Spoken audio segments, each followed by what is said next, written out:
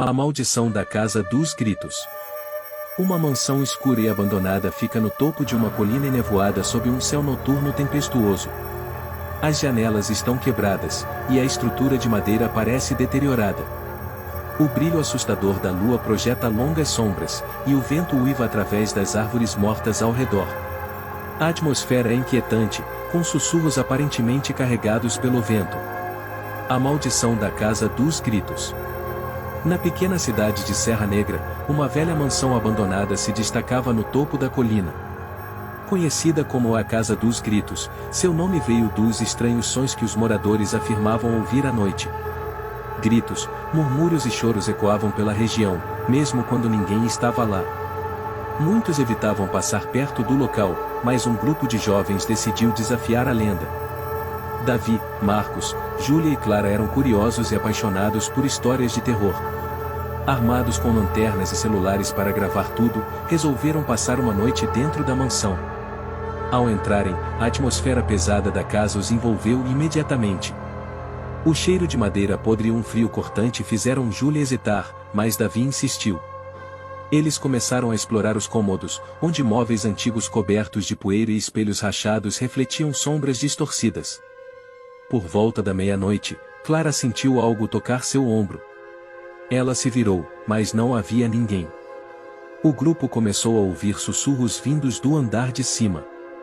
Tremendo, decidiram subir. A cada degrau, os sons ficavam mais altos. No último andar, encontraram um quarto trancado.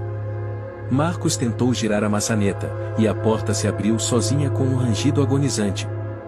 Dentro, havia um berço antigo e um diário sobre uma mesa. Davi começou a ler em voz alta. Dia 12 de novembro de 1903. Ouço meu bebê chorar à noite, mas ele não está mais aqui.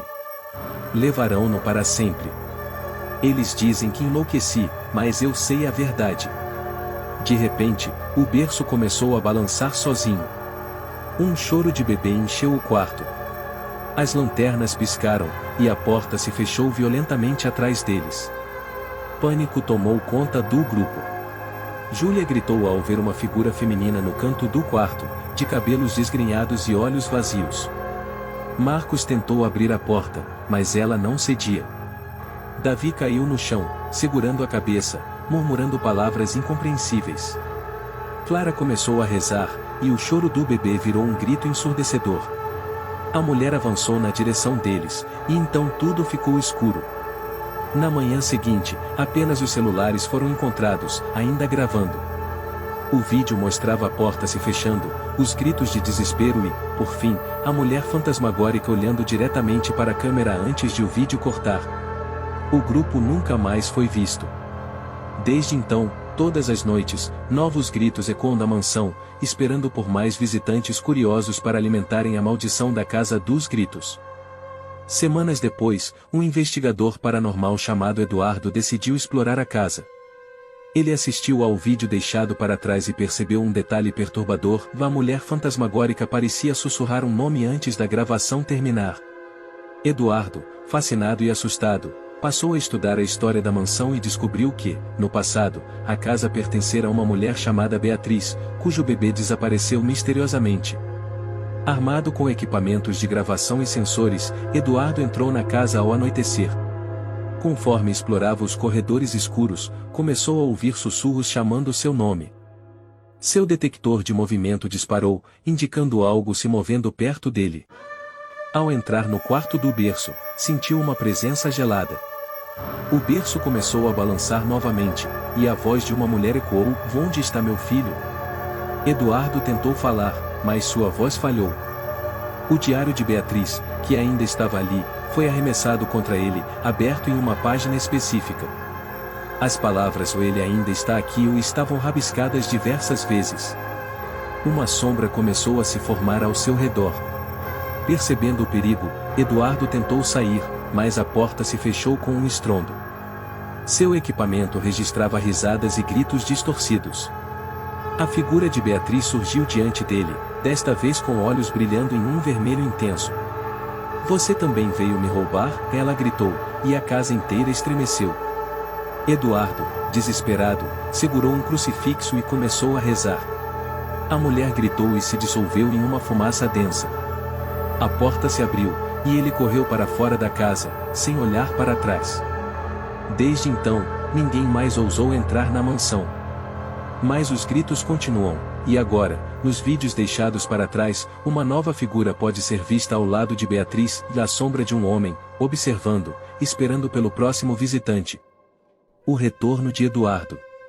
Apesar de ter escapado, Eduardo não conseguiu esquecer a experiência na Casa dos Gritos. Pesadelos atormentavam suas noites, sempre ouvindo a voz de Beatriz chamando por seu filho. Determinado a descobrir a verdade, ele voltou à mansão, desta vez com uma equipe de investigadores paranormais.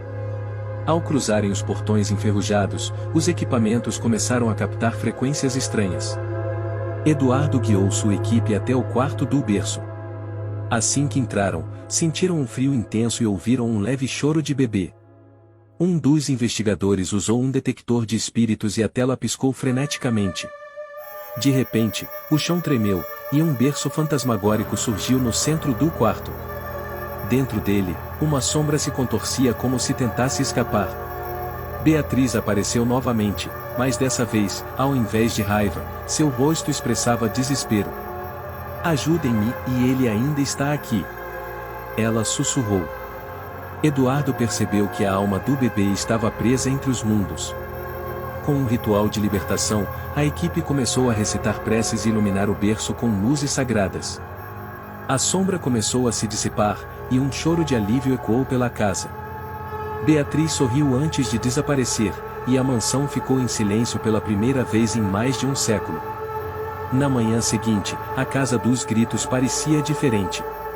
As janelas antes quebradas estavam misteriosamente intactas, e o ar não era mais pesado. Eduardo e sua equipe deixaram o local sabendo que haviam encerrado a maldição. Mas, ao revisar as gravações, perceberam algo assustador. No momento em que Beatriz desaparece, uma nova sombra surge na porta da casa, observando. A Casa dos Gritos pode ter encontrado paz, ou talvez apenas esteja esperando seu próximo visitante.